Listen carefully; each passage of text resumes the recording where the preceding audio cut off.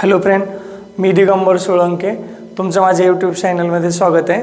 आजच्या या लेक्चरमध्ये आपण जे आहे तर principle of homogeneity of dimension याच्याबद्दल डिस्कशन करणार आहे.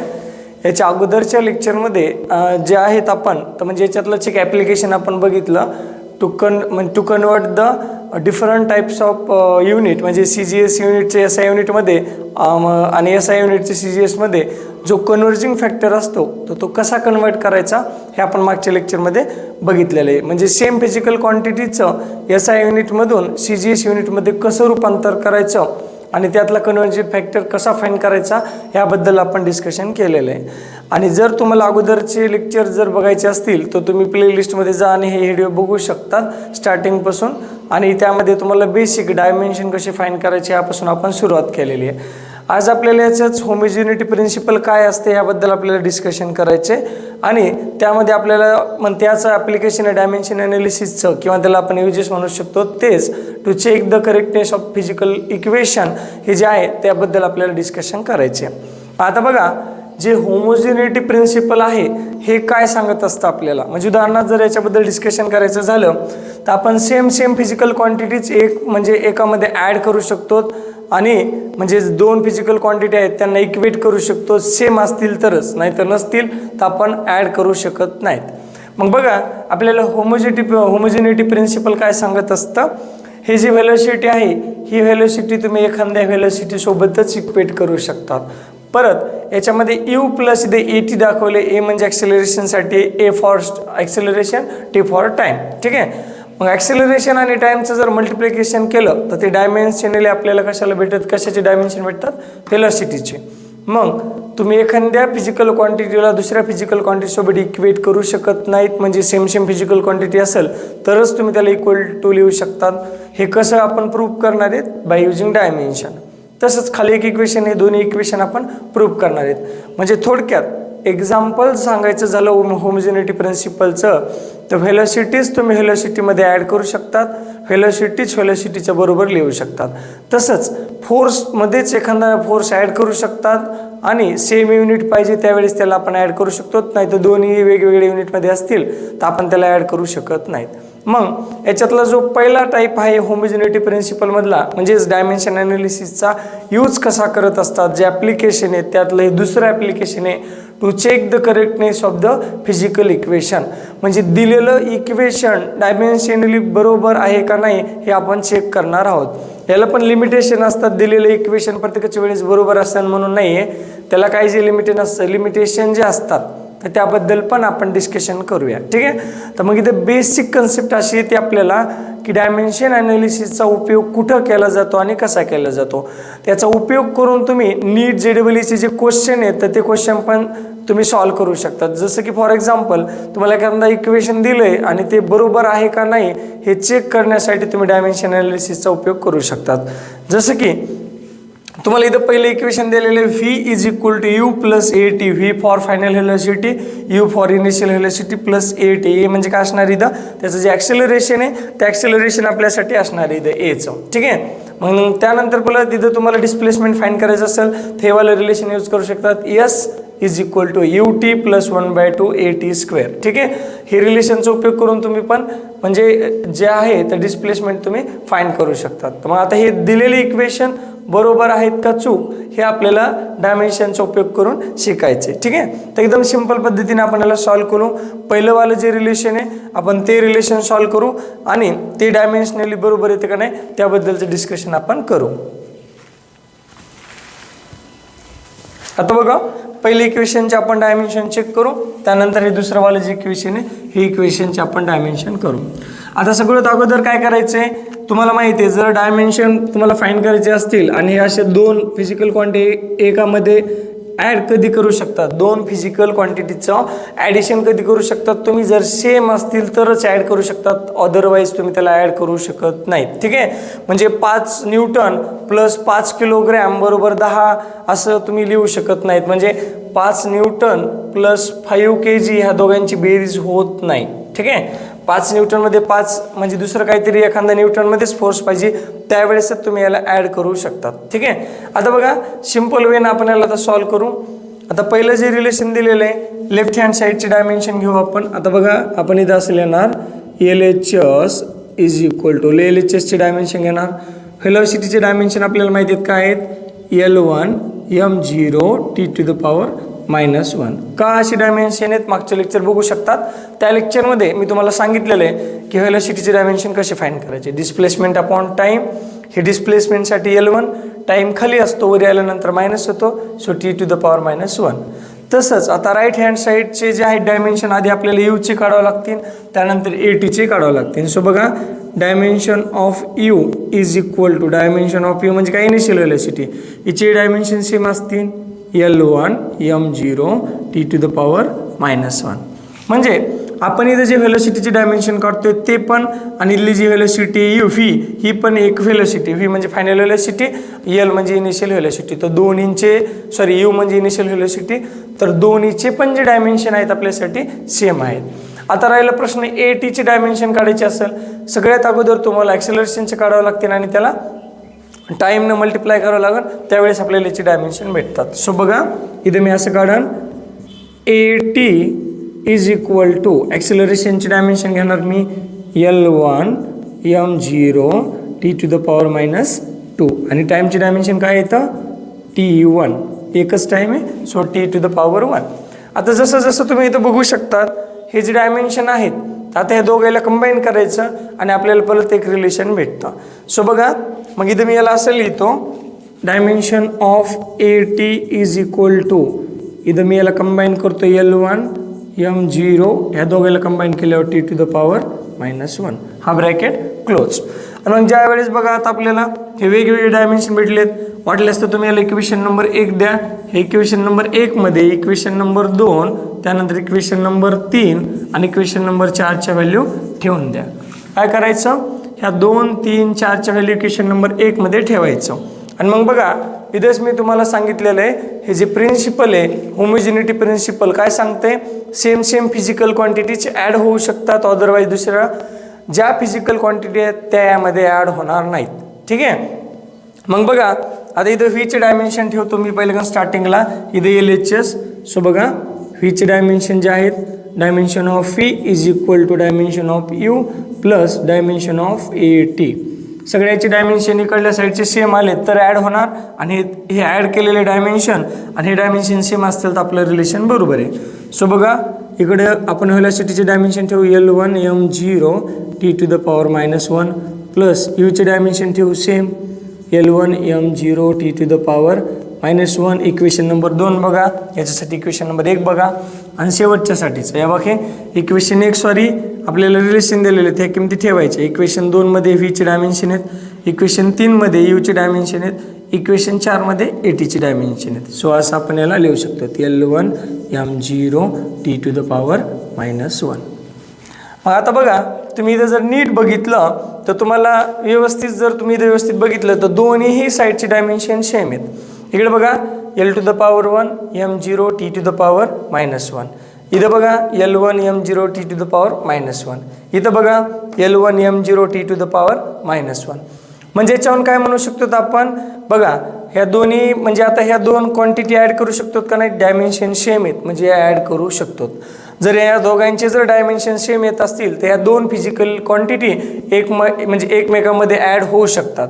त्यानंतर ह्या दोन फिजिकल क्वांटिटीला आपण इक्वल कधी म्हणू शकतो, ज्या वेळेस लेफ्ट हँड साईडचे आणि राईट हँड साईडचे डायमेन्शन सेम असतील तर आपण याला इक्वेट करू शकतो.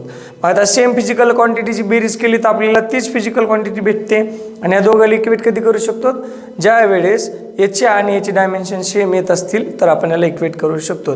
म्हणजेच इक्वेशन नंबर 1 डायमेन्शनचा फॉर्म्युलाचा जर आपण उपयोग केला तर इक्वेशन नंबर 1 डायमेन्शनली करेक्ट आहे. म्हणजे जर डायमेन्शनचा विचार केला तर इक्वेशन नंबर 1 डायमेन्शनली करेक्ट आहे आणि हेच असतं होमोजिनिटी प्रिन्सिपल. होमोजिनिटी प्रिन्सिपल काय सांगते, सेम फिजिकल क्वांटिटीज ॲड करू शकतात म्हणजे यू फिजिकल क्वांटिटी आहे, ए टी पण एक फिजिकल क्वांटिटी आहे, ए सेपरेट आणि टी सेपरेट. पण ज्या वेळेस तुम्ही दोघांना कंबाईन करता त्यावेळेस हे तुम्हाला व्हेलॉसिटीचे डायमेन्शन देतं. म्हणजेच याला पण व्हेलॉसिटीचे डायमेन्शन, हे पण व्हेलॉसिटीचे आणि ही पण व्हेलॉसिटी आहे. तर मग ह्या पद्धतीनं इक्वेशन 1 नंबरला जो आपला पॉईंट होता to check the correctness of the physical equation, तर आपण चेक केलं आणि इक्वेशन नंबर 1 आपलं बरोबर आलं. ठीक आहे. अशाच पद्धतीनं तुम्ही हे जे मी तुम्हाला रिलेशन दिले तुम्ही हे पण चेक करतात. मी तुम्हाला शॉर्टमध्ये सांगतो. यू टी प्लस 1/2 AT², हे जर तुम्हाला रिलेशन दिलं असेल तर तुम्ही डायमेन्शन चेक करू शकतात. एसची डायमेन्शन काय असतात L1. सो एसची डायमेन्शन मी इथं असेल येतो L1. ठीक आहे. हा ब्रॅकेट क्लोज. त्या पद्धतीने नेक्स्ट आपण आता इथं यू टीचे डायमेन्शन काढू. बघा यू टीचे डायमेन्शन काय येणार, व्हेलॉसिटीचे यू फॉर इनिशियल व्हेलॉसिटी, हिचे डायमेन्शन येतात आपल्यासाठी L1 आणि T⁻⁻1 आणि परत मल्टिप्लाय बाय मध्ये एक टी आहे म्हणून इथं T1 लिहितो. ते T1 T⁻1 काय होणार 0. म्हणजे यू टीचे पण डायमेन्शन आपल्यासाठी काय यायलात सरळ सरळ L1 का T⁻⁻1 T⁻1 दोघांना जर कंबाईन केलं त्यांचं आन्सर किती यायला आपल्यासाठी 0. नेक्स्ट 1/2 ला डायमेन्शन नसतात, डायमेन्शनलेस क्वांटिटी आहे, फक्त AT² ची डायमेन्शन ॲड करू शकतात. सो AT² ची डायमेन्शन फाईंड करू. ॲक्सिलरेशनचे आहेत माझ्यासाठी डायमेन्शन L1 T⁻⁻2 आणि T² ची डायमेन्शन आहेत माझ्यासाठी T². ठीक आहे. आता बघा ज्या वेळेस तुम्ही याला कंबाईन केलं तर तुम्हाला याचं रिलेशन भेटन AT² इज इक्वल टू असं सरळ सरळ रिलेशन भेटन. या दोघांची बेरीज केलं L1. मग आता इथं जर बघितलं याला 1 म्हणलं इक्वेशन, त्याला याला 2 म्हणलं इक्वेशन, याला 3 जर म्हणलं, 1 2 3च्या व्हॅल्यू जर वरच्या इक्वेशनमध्ये ठेवल्या तर तुम्हाला रिलेशन काय भेटतं बघा. हे dimension of S is equal to dimension of U T plus 1/2 AT². म्हणजे एवढ्या फिजिकल क्वांटिटीचे डायमेन्शन जर बघितले आणि ठेवले तर सेमच येतात. ठीक आहे. सो बघा इथं मी असं लिहू शकतो डायमेन्शन काय ते डिस्प्लेसमेंटचे L1, यू टीचे बघा काय आले तर हे यू टीचे डायमेन्शन काय आले तर L1. मग इथंही जरी बघितलं तर तुम्हाला परत L1च डायमेन्शन भेटत आहेत प्लस 1/2 AT. म्हणजे आता 1/2 लिहायची पण गरज नाही, ते कॉन्स्टंट आहे, कॉन्स्टंटला डायमेन्शन नसतात. इथं जरी बघितलं ते ATचे डायमेन्शन काय येत आहेत L1. म्हणजे ॲक्च्युली सगळं आहे काय आपल्यासाठी डिस्प्लेसमेंट. इथं जर बघितले तरी डिस्प्लेसमेंटचे डायमेन्शन आहेत, इथं जर बघितले तरी डिस्प्लेसमेंटचे डायमेन्शन आहेत, इथं पण बघितलं तर डिस्प्लेसमेंटचे डायमेन्शन आहेत. म्हणजे हे जे इक्वेशन आहे ते फिजिकली करेक्ट आहे का नाही याच आपण डायमेन्शनचा उपयोग करून बघू शकतो. सो यस याचे डायमेन्शन इथं आहेत, यू टी याचे डायमेन्शन इथं आहेत प्लस 1/2 AT² याचे डायमेन्शन इथं आहेत. पण आता बघा लिमिटेशन कसे येतात. जर मी तुम्हाला इथं 1/2 दिलेच नसतं, इथं फक्त मी तुम्हाला जर AT² दिलं असतं तर आपलं डायमेन्शनली इक्वेशन जे आहे हे तर करेक्ट येणार. बघा याची डायमेन्शन यू टीचे हे एसचे, हे यू टीचे आणि हे AT² इक्वेशन नंबर 3 मध्ये हे इथं. ठीक आहे. मग इथं जर नीट बघितलं तर आता सध्या आपलं इक्वेशन डायमेन्शनली करेक्ट आहे. मग 1/2 कुठं गेलं, 1/2 जर इथं नाही लिहिलं आणि लिहिलं काय तरी काही फरक पडत नाही. म्हणजे काय डायमेन्शनचा उपयोग करून फक्त आपण डायमेन्शन फाइंड करू शकतो. ठीक आहे. आणि दुसरं इक्वेशन चेक करू शकतो पण प्रत्येकच इक्वेशन नाही, काही काही इक्वेशनमध्ये असे कॉन्स्टंट येतात. मग हा कॉन्स्टंट आहे किंवा नाही हा त्याला फरक पडणार नाही, तरी इक्वेशन करेक्टच असणार, हे याचं एक लिमिटेशन आहे. किंवा फॉर एक्झाम्पल हे एवढं UT² जर कॅन्सल केलं आणि मी फक्त असं लिहिलं yes is equal to 1/2 AT², तरी पण बघा आपलं जे दिलेलं इक्वेशन आहे तर हे जे आहे ते याला परत तरी आता म्हणजे डायमेन्शनली करेक्ट आहे. मग डायमेन्शनली करेक्ट जरी असलं तरी पण हे इक्वेशन काय चुकीचं आहे. ॲक्च्युली आपल्याला रिअल इक्वेशन असं नाही, काय आहे आपल्याकडे असं रिलेशन आहे यू टी प्लस 1/2 AT², हे आपल्याकडं रिलेशन आहे. आणि हे रिलेशन बरोबर आहे म्हणून कसं फाईंड केलं आपण डायमेन्शनचा उपयोग करून. म्हणजे दिलेलं इक्वेशन करेक्ट आहे का नाही हे आपण डायमेन्शनचा उपयोग करून सॉल्व्ह करू शकतो. पण त्याच्यासाठी काही थोडीफार लिमिटेशन आहेत ते आपल्याला मात्र पाळावं लागतील. ठीक आहे. ते कोणते लिमिटेशन आहेत ते आपण नंतर बघू. पण सगळ्यात अगोदर हे जे correctness of the equation to check the correctness of the of a physical equation, म्हणजे जे दिलेलं फिजिकल इक्वेशन आहे हे करेक्ट आहे का नाही हे डायमेन्शनचा उपयोग करून आपण बघू शकतो. ठीक आहे, तर हे झाला आपला दुसरा यूज. आता जो तिसरा यूज आहे तो यूज आपण इथं बघू. ठीक आहे, नेक्स्ट बघा. आता आपला हा जो आहे हा आपला थर्ड यूज आहे कशाचा, डायमेन्शन अनालिसिसचा. आता काय बघा आपल्याला हा यूज सांगतो, to establish the relation between related physical quantities. म्हणजे काय जे फिजिकल क्वांटिटी असतील त्यांच्यामध्ये जे परस्पर संबंध असतात ते एक्झॅक्ट रिलेशनमध्ये काढायचे किंवा एखाद्या इक्वेशनच्या फॉर्ममध्ये काढायचे, तर त्याबद्दल आपण हे डिस्कशन करणार आहेत. आता एक आपण याचं बुकमधलं एक्झाम्पल घेतोय, तर जे एक्झाम्पल आहे ते आता आपल्याला असं बघायचं आहे की टाईम पिरियड, त्यानंतर नेक्स्ट जी काय आपल्याकडे स्ट्रिंग असते ती स्ट्रिंग आणि ॲक्सिलरेशन ड्यू टू ग्रॅव्हिटी जी मध्ये काय रिलेशन असते. म्हणजे आपण कशाबद्दल डिस्कशन करतोय, जो टाईम पिरियड असतो पेंडुलमचा तो टाईम पेंडुलम म्हणजे जो सिंपल पेंडुलम आपण इथं जे एक्झाम्पल डिस्कस करतोय हे आपण सिंपल पेंडुलमबद्दल डिस्कस करतोय. जो आपल्याकडे सिंपल पेंडुलम असतो त्या पेंडुलमबद्दल आपण डिस्कशन करतोय. मग सिंपल पेंडुलममध्ये जो आपल्याला टाईम पिरियड असतो तो कशावर डिपेंड असतो, त्या स्ट्रिंगच्या लेंथवर, आणि दुसरं म्हणजे ॲक्सिलरेशन ड्यू टू ग्रॅव्हिटीवर जीवर. तर मग हे रिलेशन डायमेन्शनचा उपयोग करून आपण एस्टिमेट करू शकतो. तर आपल्याला जे रिलेशन भेटेल तर त्या रिलेशनला आपण हे जे काय असेल तर त्याची आपण इथं व्हॅल्यू ठेवून आपण याला सॉल्व करणार आहे. ठीक आहे, मग आता मी काय म्हणजे मला माहीत नाही आहे इथं टी आणि एलमध्ये काय रिलेशन आहे, कसं प्रपोर्शन आहे, डायरेक्टली आहे का इनव्हर्सली, टी आणि जी मध्ये मला कसं प्रपोर्शन आहे माहीत नाही. मग याला मी स्टेप बाय स्टेप घेऊन सॉल्व करणार आणि ते जे इक्वेशन आहे ते इथं आपण इक्वेशन एक्सप्रेस करू. ठीक आहे, चला तर मग इकडं व्यवस्थित आपलं जे आहे ते लक्ष असू द्या आणि आपण याला व्यवस्थित स्टेप बाय स्टेप सॉल्व करू. ठीक आहे, मग आता बघा मी जस्ट बोर्डचे 2 पार्ट करते म्हणजे आपल्याला काही भाग इकडला पण यूज करावा लागणार आहे. सो बघा पहिल्याकडे मी असं म्हणतो T is a directly proportional to the L to the power A, sorry proportional to the A माहीत नाही डायरेक्टली का इनव्हर्सली, आणि इथं पण असं लिहितो T is a proportional to the G to the power बी.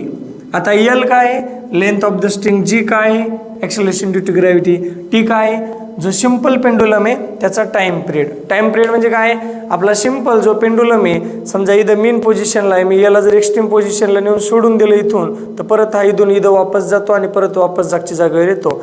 तर परत ह्या जागेवरून याला जाऊन परत वापस येण्यासाठी जो बी टाईम पिरियड लागत असतो त्याला आपण टाईम पिरियड असं म्हणत असतो. ठीक आहे, जो टाईम लागतो एका जागेवरून परत फिरून त्याच जागेवर वापस येण्यासाठी जो टाईम पिरियड लागत असतो त्याला आपण जो टाईम लागतो त्याला आपण टाईम पिरियड म्हणत असतो सिंपल पेंडुलमचा, आणि ते रिलेशन आपण इथं फाइंड करणार आहेत.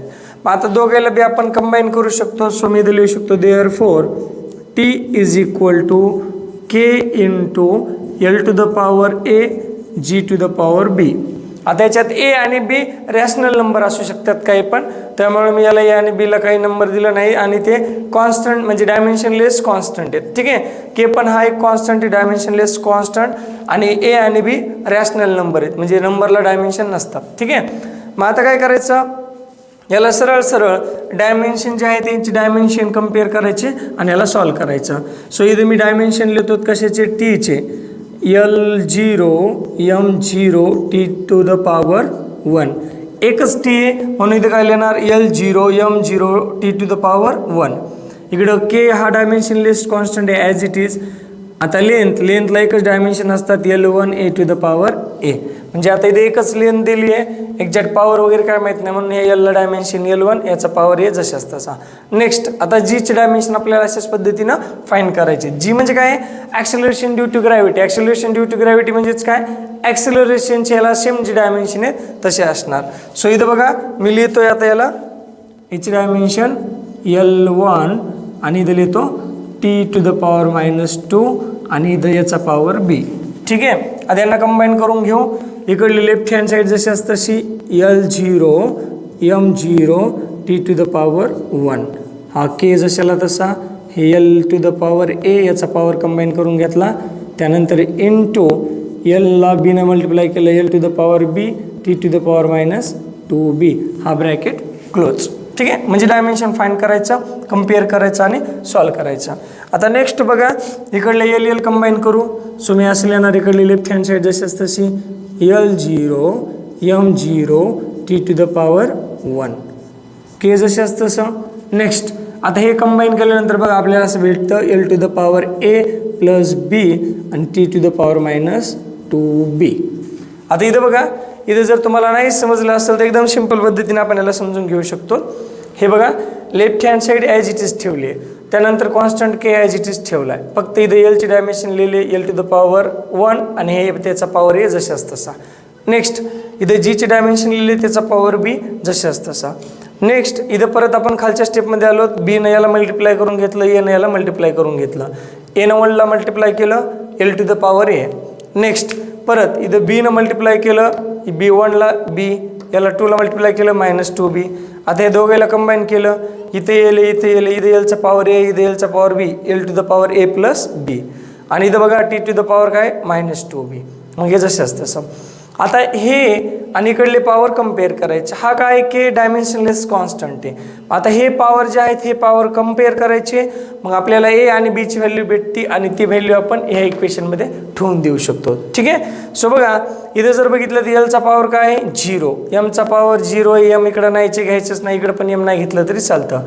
इथं टीचा पॉवर मायनस 2b आहे, इथं टीचा पॉवर 1 आहे. ते दोन्ही रिलेशन आपण यूज करणार. तर पहिलं आपण कम्पेअर करू एल टू द पॉवर 0, इकडे काय दिलं L to the power A plus बी.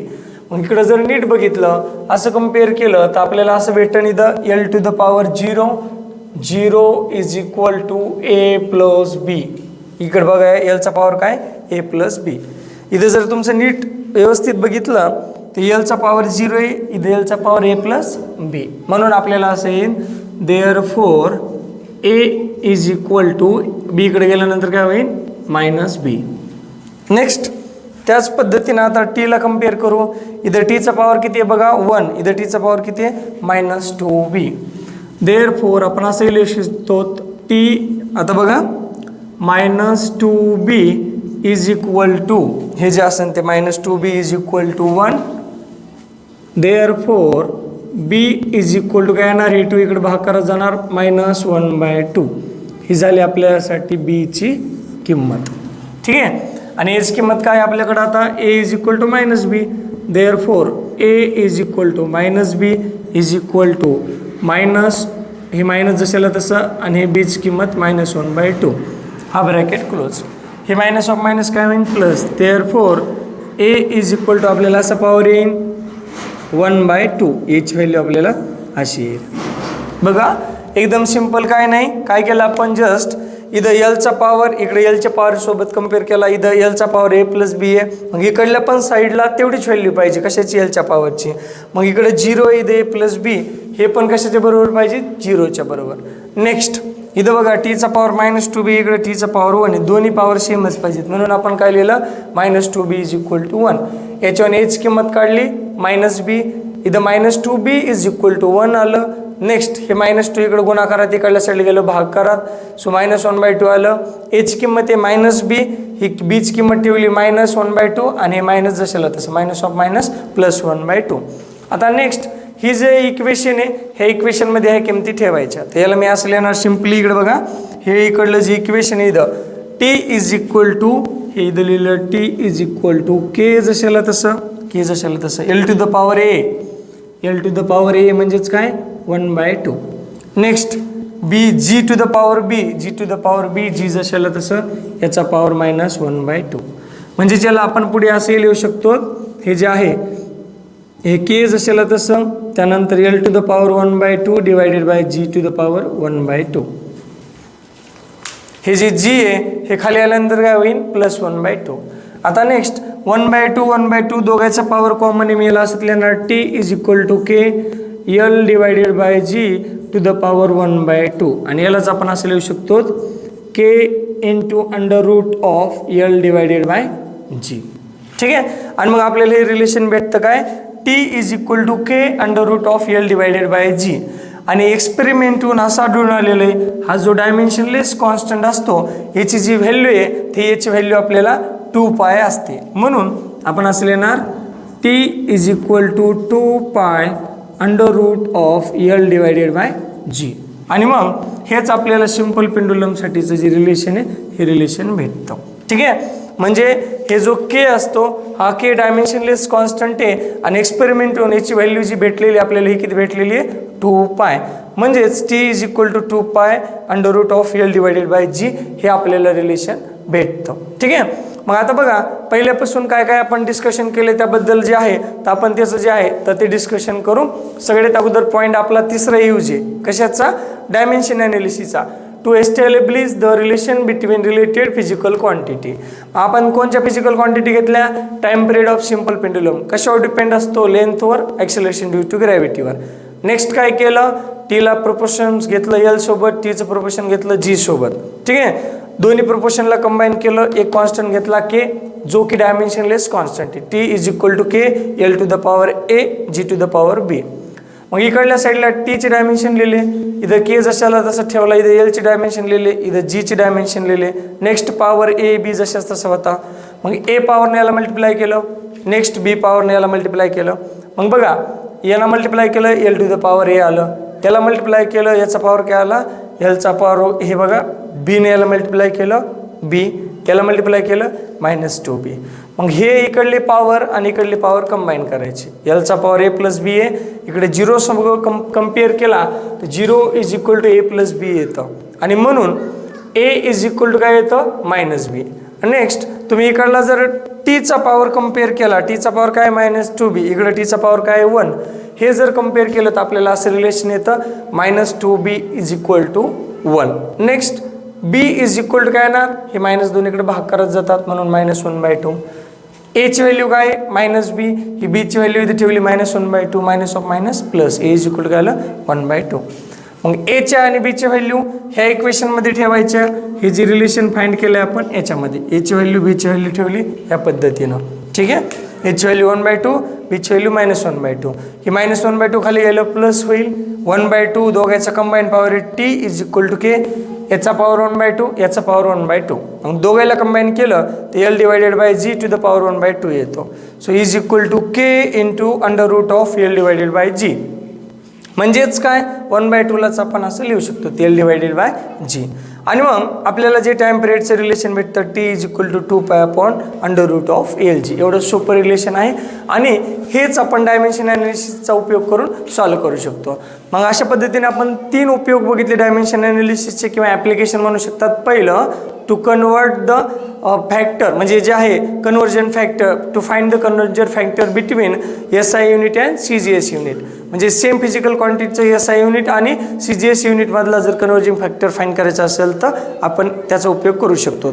दुसरा काय बघितला to check the correctness of the physical equation म्हणजे दिलेलं इक्वेशन फिजिकली किंवा डायमेन्शनली करेक्ट आहे का नाही हे चेक करणं म्हणजे दिलेलं फिजिकल इक्वेशन आहे ते डायमेन्शनली करेक्ट आहे का नाही आपण डायमेन्शनचा उपयोग करून चेक करू शकतो. आणि तिसरं ॲप्लिकेशन काय बघितलं to establish the relation between related physical quantities म्हणजे दिलेल्या रिलेटेड फिजिकल क्वांटिटीमध्ये काय रिलेशन आहे हे रिलेशन आपण बघू शकतो. ठीक आहे. त्या पद्धतीनं आजचं जे आपलं लेक्चर होतं अशा पद्धतीनं होतं. याच्यात जर तुम्हाला काही डाऊट असतील तर तुम्ही मला कमेंट बॉक्समध्ये कमेंट करून विचारू शकता. ठीक आहे. So thank you so much. आपण आता नेक्स्ट लेक्चरमध्ये भेटूया.